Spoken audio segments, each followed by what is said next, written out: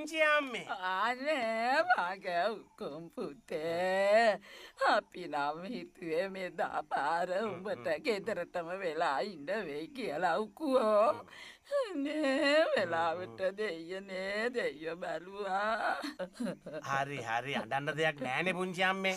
දැන් මට මන්ත්‍රීකම ලැබුණානේ කොහොම හරි. මේ හොඳ වෙලාවට අරු මැරුණේ නේ. අරෝ කිව්වේ? අර වැඩිම මනාප ගත්තු එක ධනජේ. උගේ නහරයක් පොපුලල් නේද මලේ? සුමුදු ඔහොමද ලොකයට කතා කරන්නේ?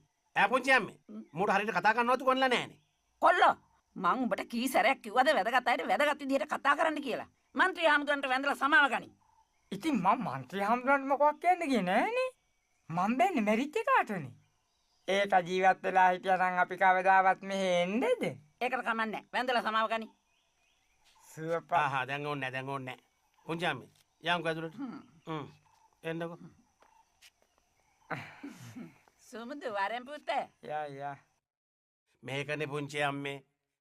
අද කාලේ රස්සාවක් හොයනවයි කියන එක පුංචි අම්මේ හරියට නිකන් මේ කලුණක හොයන්න වගේ වැඩක්.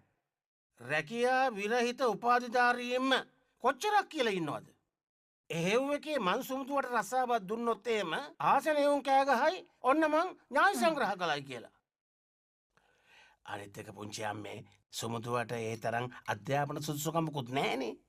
කොහෙද ඉතින් මුංග ඉස්කෝලේ යවන්න මුංගේ මහයුන්ට සල්ලි එබාගේ තිබුණ එකක් ඈ.